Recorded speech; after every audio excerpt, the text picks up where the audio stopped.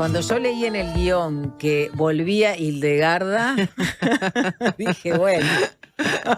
¿Cómo no va a venir? No, nunca se fue. Nunca Caro. se fue Hildegarda. ¿Cómo estás? Buenas tardes. Qué lindo solcito está pegando por acá en el piso 10. Precioso, precioso. No. Y dije, bueno, todas nuestras amigas de La Colmena van a estar ahí con la camiseta de Hildegarda. Contentas por Hildegarda y el legado de las veguinas. Hoy vamos a hablar de eso. ¿Cómo están? Muy bien. Todas estas cuestiones a mí me suenan como ajenas, o sea, no. Pero yo voy a entregarme a tu sapiencia. No sé, no mucho. Yo soy una curiosa y me encanta despertar curiosidades. Entonces estoy en esto acá, estoy invitando a toda la audiencia. Y trajiste unos apuntes, como un mapa. ¿Qué trajiste? Sí, ¿una cartografía? Traje apuntes. Este libro lo encontré en Tristán Narvaja hace tiempo, Mujeres Trovadoras de Dios. Ah, qué interesante. Y después me lo compré ya en una librería feminista argentina, la librería de las mujeres que cerró. El otro día fui a Buenos Aires recontenta con la valija vacía pensando volver llena de libros. ¿Esa librería estaba cerca del Congreso o no? ¿Me equivoco? Ahora solo te atiende por teléfono. Oh. Sí.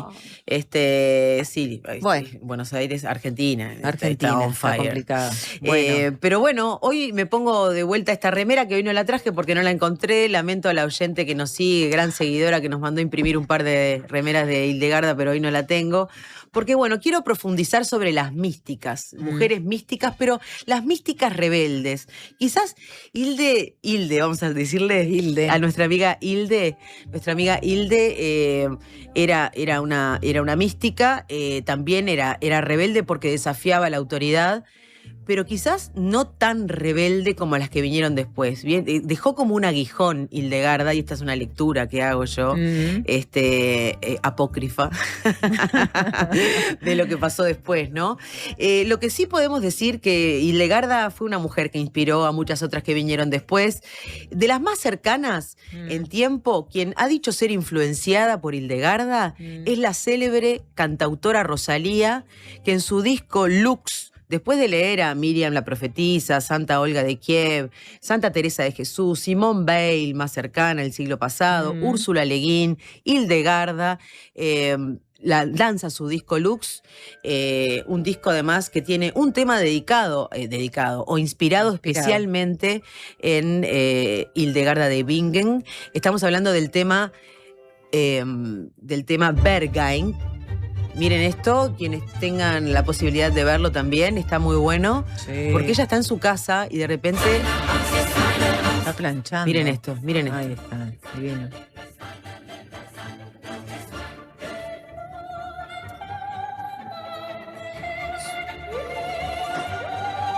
Subimos un poquito más ahí. Sí, estamos.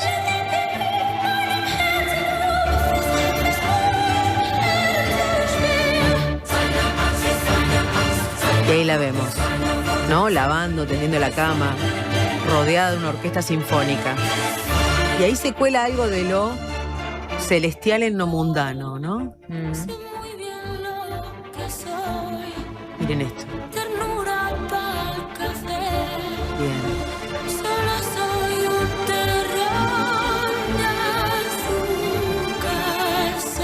Entregándose, ¿no? Entregando su cuerpo a ese amor. Y un azúcar que se derrite en ese calor.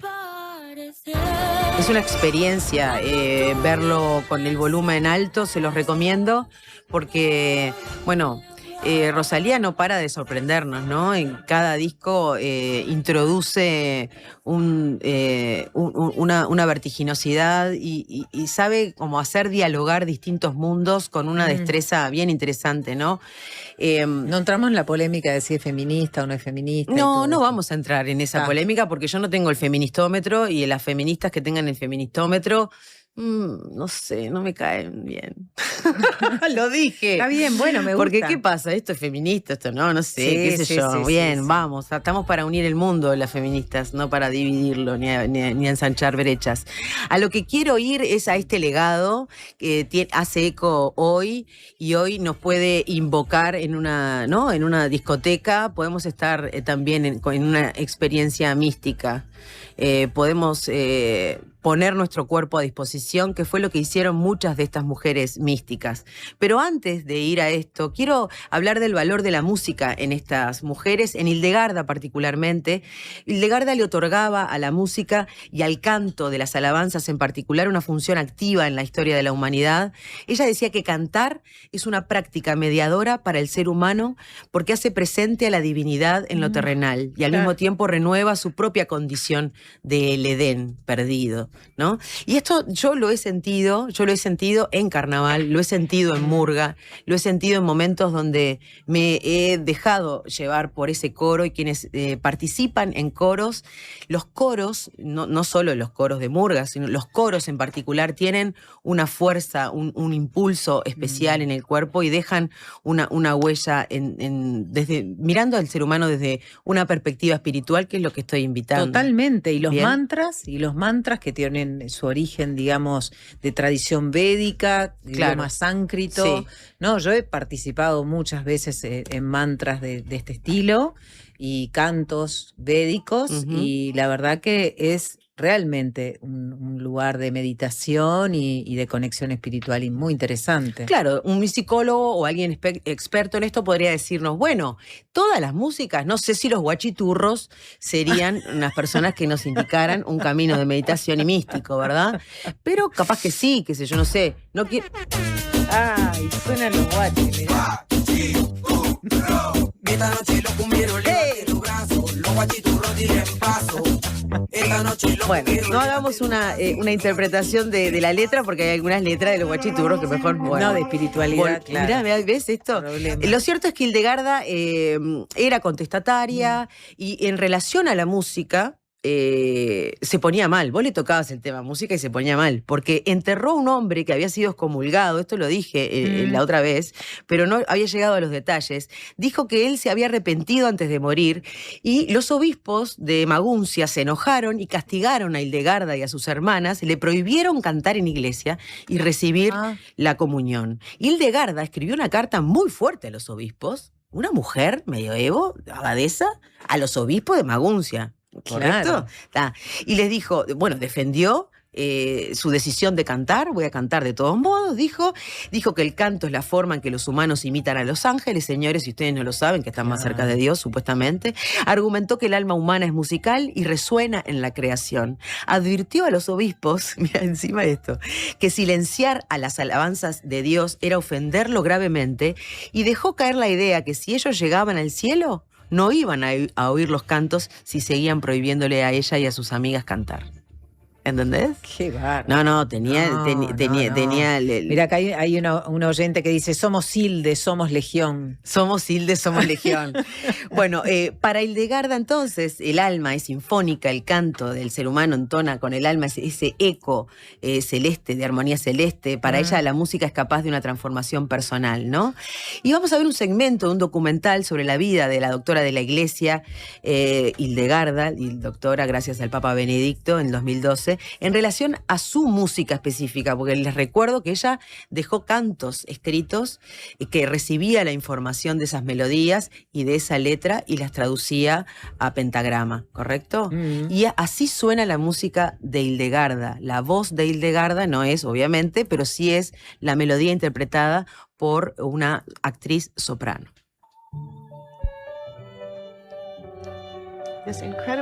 Es una música increíblemente bella y fue compuesta por esta mujer que vivió en el siglo XI. Yo estaba fascinada.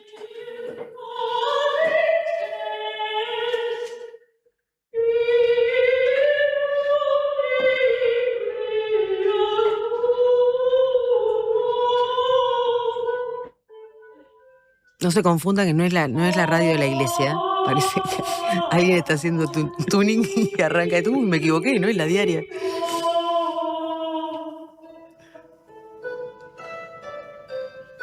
No llego a leer qué dice, pero... Y limpia todas las cosas de impurezas. De impurezas. De impurezas. Hasta donde sabemos, la música de Hildegarda es la música más antigua que se sabe con certeza que fue compuesta por una mujer.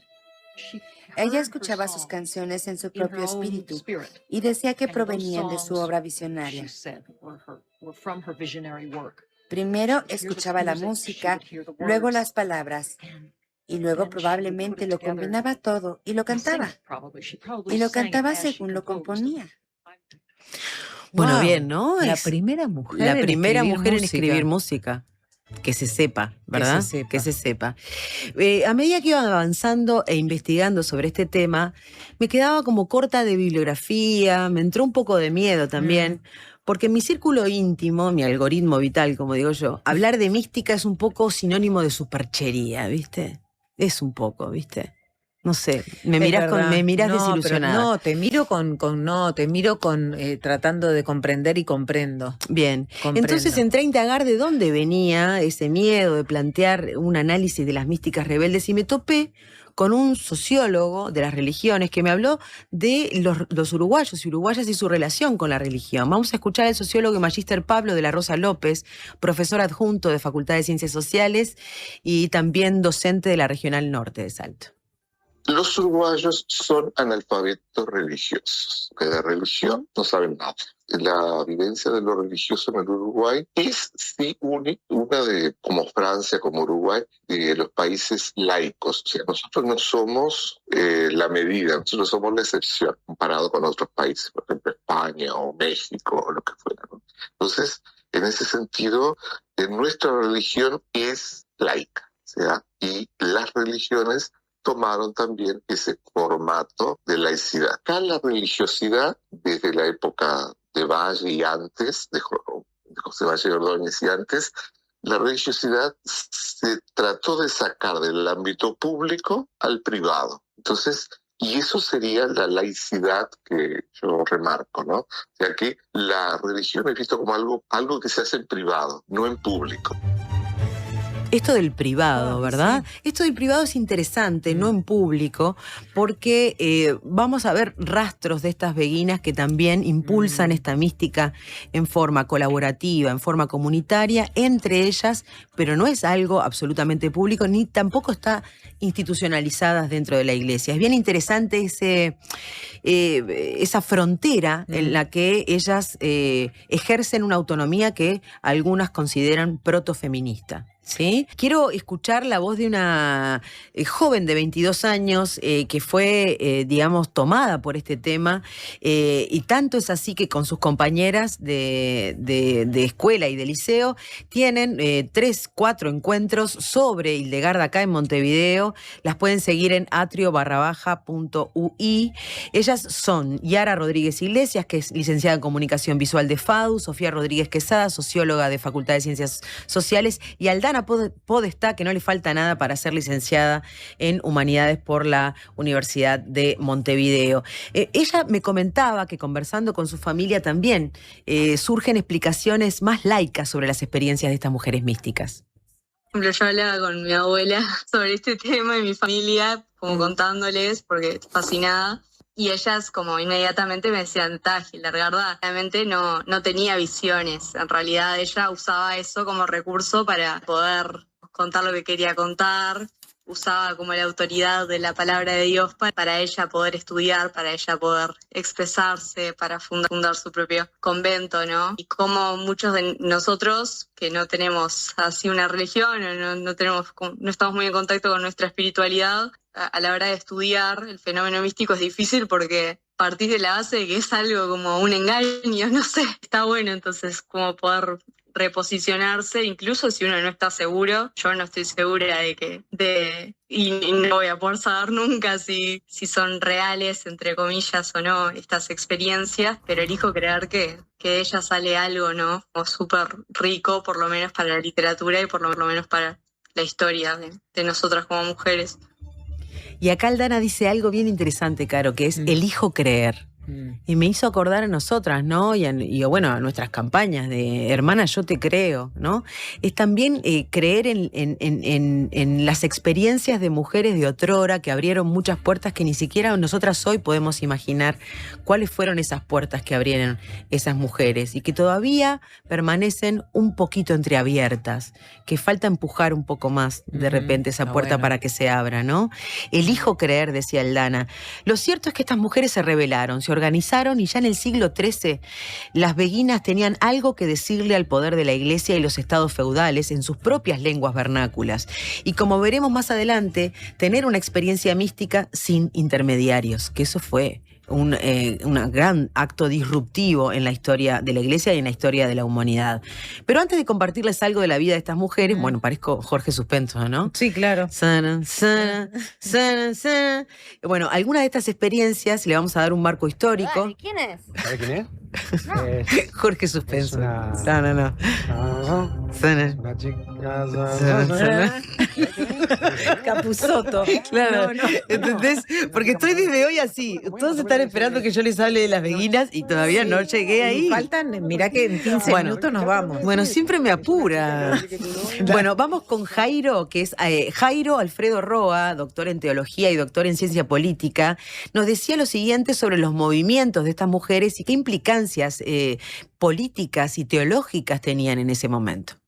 Lo que uno tendría que decir es que a lo largo de la historia del cristianismo y de la iglesia siempre han existido cierto tipo de movimientos que reaccionan a ciertas prácticas de la iglesia, donde la iglesia institucional se asimila, asume las características políticas y económicas del poder político, por decir algo, del imperio, dependiendo la época. Que digamos que en la época del sistema feudal, la iglesia se vuelve una señora feudal, un señor feudal. Hay movimientos dentro de la iglesia que son movimientos que reaccionan. Generalmente son movimientos críticos. Y hay dos características importantes para entender el movimiento de los místicos, de las místicas y otros más, como los movimientos apocalípticos. Se mueven dentro de una estructura que podríamos decir de crisis y de crítica. La iglesia siempre ha querido abortar, marginar y desconocer las voces de estos movimientos, las voces de las mujeres que están dentro de estos movimientos, no solamente de los movimientos místicos, y no verlos como parte de la iglesia. Esas voces que resuenan como una voz frente a la crisis y frente a y que asume una actitud crítica, pues indiscutiblemente es producto de la misma iglesia, pero que la iglesia margina y bota hacia los bordes. Trata o de exterminar o de, por un lado, negar, exterminar, marginar, y que obviamente al ser marginadas y exterminadas es porque la iglesia no quiere escuchar esas voces, no quiere escuchar esos saberes, porque indiscutiblemente son saberes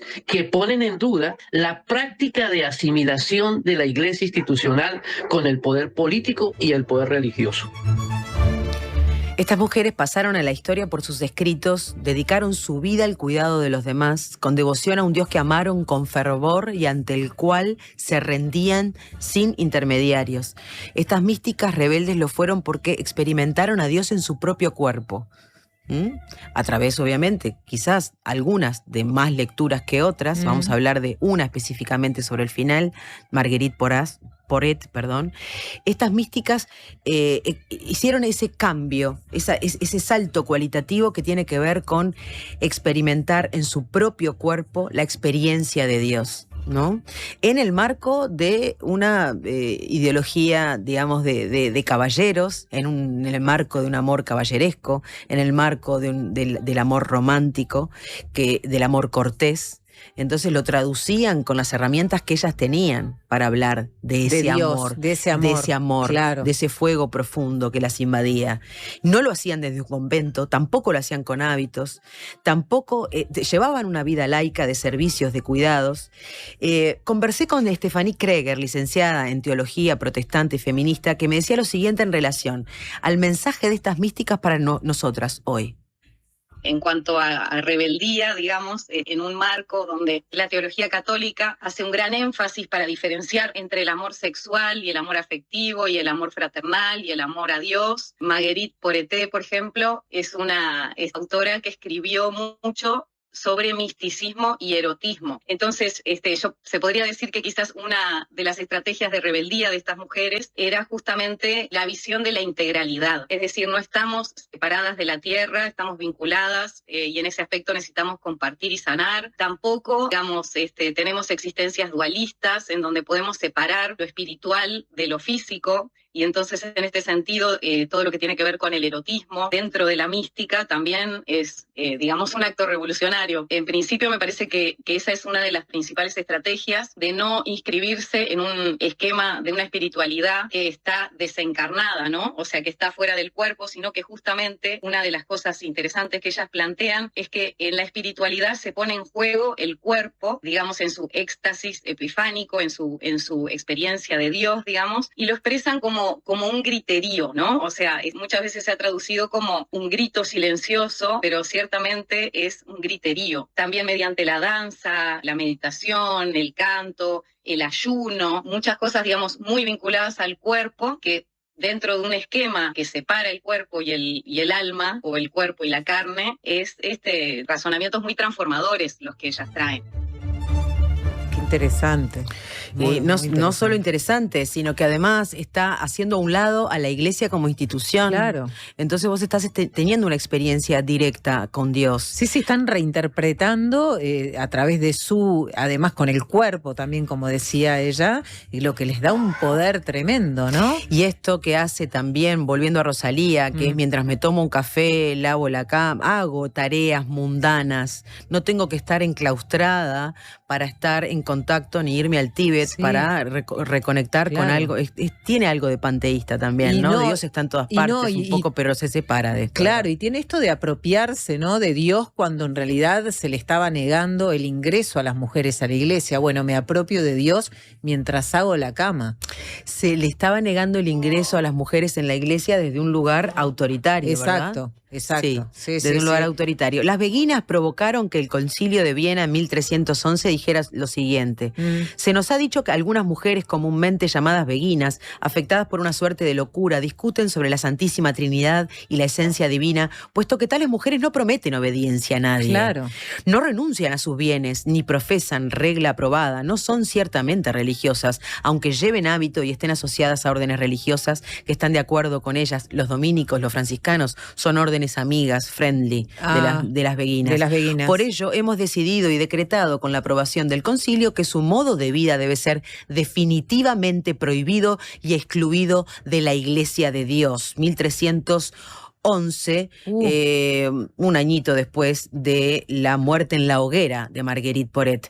La Iglesia las andaba persiguiendo desde el 1200 y pico, y miren por qué.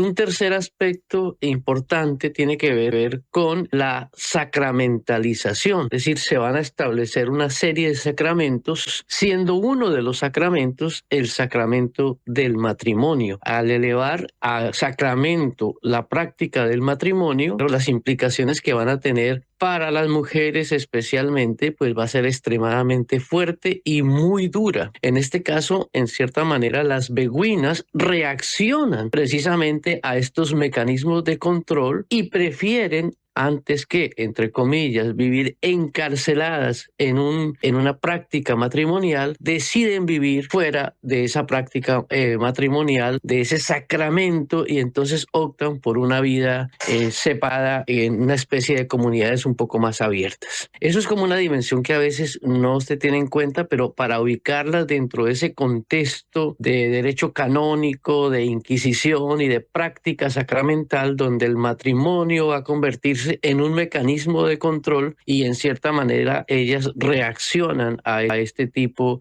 de aspecto sacramental que es el matrimonio. ¿Entienden, no? No, impresionante. El concilio de Letrán es el culpable de que exista el matrimonio. 1215, nos arruinaron la vida, chiquilina. Nos arruinaron Pero la bueno, vida. lo que es importante es saber que antes de 1215 había otra forma que podemos recuperar. Ah, bien. ¿Cómo no? Por supuesto. Y mientras. Y un poquito después también. Tenemos que ver cómo vivían estas mujeres, ¿no? En esta comunidad sin matrimonio ni iglesia. Antes de llegar a la muerte de Marguerite Porete, vamos a contar un poco, tomando la palabra de la doctora en Medicina y Música Prado Pérez, que nos comenta sobre estas protofeministas, cómo vivían. Las beguinas fueron protofeministas, son las primeras feministas de la historia. Fueron feministas por algunos rasgos que os voy a decir ahora de su manera de vida. Lo primero porque fueron autónomas económicamente, vivían de su trabajo y eran dueñas de sus bienes, tanto heredados como los adquiridos por el propio trabajo. Eso en la época era algo totalmente imposible, no cabía en la cabeza, porque toda mujer dependía, la gestión económica de una mujer dependía de un hombre. Si estaba casada, de su marido, y si era religiosa, pues del superior de la orden, porque antes las órdenes femeninas estaban unidas a las masculinas. Estaban unidas y todo, dependía la cuestión económica y todo del superior, de la orden. Las beguinas no querían, eran mujeres libres. En ningún momento quisieron tener ataduras, ni las ataduras de tener un marido, porque entonces dejaban de ser ellas, ni las ataduras tampoco de tener una orden religiosa con una regla que hay que cumplir y con una clausura, porque entonces todas las órdenes eran de clausura que había que respetar. Ellas elegían democráticamente a la maestra de beguinas, que era la que de alguna manera se ocupaba durante un periodo limitado de tiempo, podía ser de 4 o 5 años, según decidieran, se ocupaba de proveerlas de las necesidades materiales y también de las espirituales que pudieran tener las beguinas. Y algo que fue novedoso en la época es que por primera vez en la historia las beguinas se atreven a tener una relación con Dios sin mediaciones. Y eso las lanzó como un trampolín a la relación con los demás y al cuidado de los demás. Al cuidado de los demás, que esa era una forma de entrega y conexión con Dios. Claro. El servicio era una forma de entrega. En el sufrimiento de la otra persona, ellas veían reflejado el sufrimiento de Dios por todos nosotros y todas nosotras, ¿no? Esto es un poco lo que traigo de este libro. Es conmovedor, ¿eh? Sí, El espejo de las almas simples anonadadas fue un libro que marcó un antes y un después en la historia de las beguinas, porque su autora, Marguerite Porete, fue quemada en la hoguera junto al libro, pero antes la Inquisición le dio la oportunidad de retractarse. Estuvo 1 año y medio Marguerite Porete en una celda sin decir palabra. Sin hablar, en silencio. No habló y nunca se retractó. Ella era copista. ¿Qué es eso? Copista es una persona, porque no existía la imprenta, copista. copiaba libros y se dice, hay una hipótesis de que ella copió su propio libro, tanto es así que los 3 o 4 ejemplares que fueron quemados en la hoguera junto con su cuerpo, ella, de hecho, hay quienes dicen que fue caminando hacia la hoguera con una sonrisa. Qué fuerte. Bien. Tenemos que ir cerrando. Este libro, 600 años, estuvo rondando Europa sin autoría, hasta que una señora llamada Romana Guarnieri, en el año 1946, 650 años, linkeó la muerte de esta beguina, Marguerite Porete, con este libro, y por fin se unieron autora y libro. Por fin pudo saberse que este libro lo escribió ella. Este libro está disponible para que ustedes accedan a él. Es un libro que trata también, tiene momentos de dramaturgia, donde hay un Dios llamado Dama Amor, hay un alma, hay virtudes, hay razón, y hay un diálogo que termina finalmente en el deshacerse de la voluntad de mostrar destrezas de ningún tipo, que es como terminó ella realmente. Quedar anonadada. Cualquier alma en espejo con Dios puede entregar su voluntad y no tener que mostrar cuán sacrificado es, cuánta entrega tiene y cuántas revelaciones místicas, que era una forma de estar más cerca de Dios, esto de mostrar estas revelaciones, ¿verdad? Y ella dice, bajen los brazos, de alguna manera, es una interpretación que hago yo, por favor, los teólogos me vienen a denme con un palo cuando salga de la radio, bajen los brazos, no hay que hacer nada ni demostrar nada, sean y déjense amar amando y sirviendo a los demás, ¿no? Eso es un poco... Claro, la iglesia queda por fuera, acá no hay nadie que tenga... No hay jerarquías. Ante quien confesarnos, ningún pecado, todos podemos sanarnos a nosotros mismos en comunión con los demás, ¿no? Entonces una forma cooperativa, colaborativa y también no subalterna de tener una relación con lo más sagrado, que en este caso es Dios. Emi, hemos llegado al final No sé, contigo, ahora con estas palabras. me voy con Sturla que me está esperando.